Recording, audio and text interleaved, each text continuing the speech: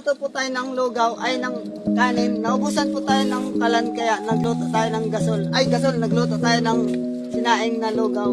Nagluto tayo ng kanin pero dinagdagan ng tubig kaya nalugaw guys. Kaya ito, ang daming tubig, nabasa tuloy yung lugaw, ay yung kanin.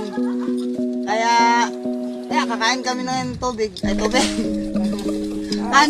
kanin na lata. Hindi po siya masunod. At least hindi siya hilaw guys. No? Dinagdagan ko ng basa ay ng tubig para mahilaw. Ay maluto. Salamat guys. Buwang ko.